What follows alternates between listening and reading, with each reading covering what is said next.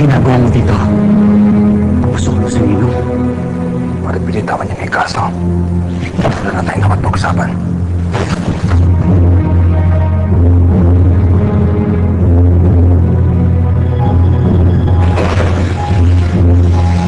Pinabalaan kita. Ano naman yung nabala kong gawin? Ano naman tuloy? Gusto ko man naman kasi pumunta sa tatay ko at dito ka naghanap. Ano talagang balak kong gawin? Imbestigahan mo si Ninong? Pinagbibintangan mo ba siya? Para wala akong tuwala sa'yo. Habang nandito sa loob, pare-pareho lang kayo. Wala tayong dapat pag-usapan. Pinabalaan kita. Oras na maging magkandadag sa batas. Ako mismo umuhuli sa'yo.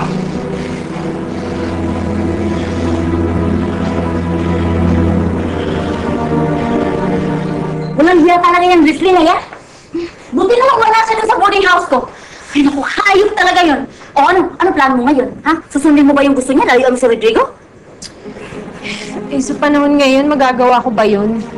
Mas kailangan ng Rodrigo ngayon eh. Eh ano nga? Ano nga plano mo? Siguro kailangan ko na sabihin yung totoo sa mga kapatid ko tungkol sa trabaho ko. Para wala nang bala si Leslie sa akin. Didi, samahan mo ko kapag sinabi ko sa mga kapatid ko yung totoo, ha?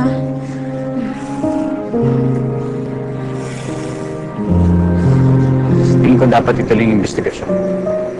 Kaya lang, pinasara na ni Ninong Ramon yung kaso. Pakiramdam ko tuloy, nakukompromiso ako. Hindi ko mapangatawanan yung paniniwala ko.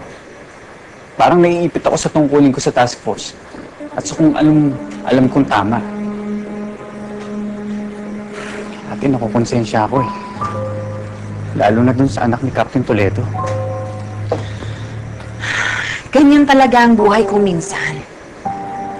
Kailangan mong magdesisyon. Hindi importante kung tama o mali. Ang mahalaga, yung dapat mong gawin.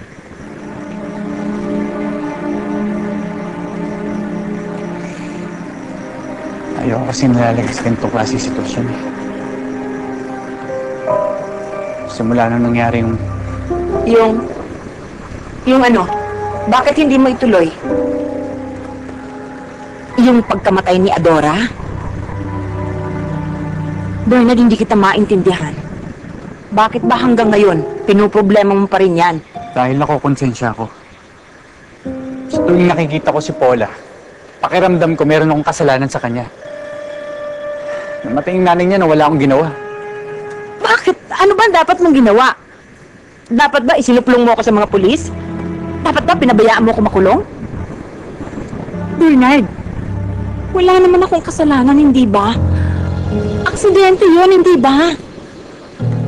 Aksidente. Kung aksidente yun, ba't di natin sinabi sa kanilang totoo? Dahil hindi naman sila maniniwala sa totoo. Maiintindihan mo ko, hindi ba? Kasi nangyari yun sa'yo. Wala ka ring kasalanan noon, hindi ba? Naglalaro ka lang. Ayaw kang payagan ni Maming maglaro sa kalsada. Pero hindi mo siya sinunod. Nasa park tayo nun. Siyempre, bata ka. Wala kang iniisip nun kundi mag-enjoy sa paglalaro mo. Hindi mo napapansin, masasagasaan ka na pala. Ilinigtas ka ng daddy. Pero ate, Namatay ang daddy dahil ilinigtas ka. Galit na galit si mami sa'yo. Hindi ba iniisip ng mami? Ikaw ang pumatay kay daddy? Ikaw ang dahilan kung bakit namatay ang daddy? And then after a few months, sumunod si mami. Namatay si mami because of depression. Hindi niya nakayanan na nawala ang daddy. Batang-bata ka pa nun. Wala kang kamuwang-muwang. Pero ikaw lahat ang sinisisi ng mga kamag-anak natin. Iniisip nila, ikaw ang dahilan kung bakit namatay ang mga magulang natin. Pero hindi ako pumayag. Kahit matatanda sila sa akin, linabanan ko sila. Pinotektahan kita dahil alam ko yun ang dapat kong gawin. Dahil kapatid kita. Dahil alam kong wala kang kasalanan. Dahil mahal kita.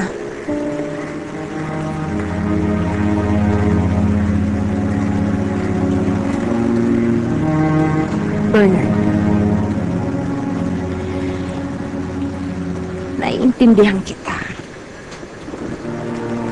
Alam kong mahirap sa'yo dahil isa kang alagad ng batas. Nadalihin ang mga lihim ko.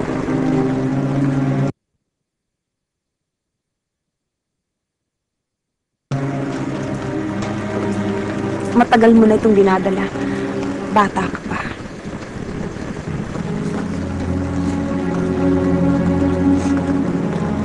Kung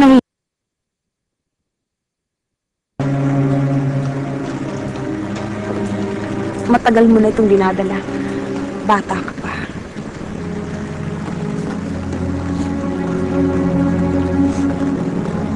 Kung nahihirapan ka,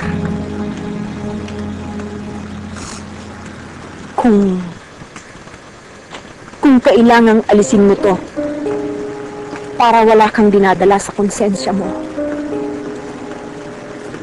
gawin mo ang dapat mong gawin. Maiintindihan kita. Wala naman akong magagawa. Kasi kapatid kita.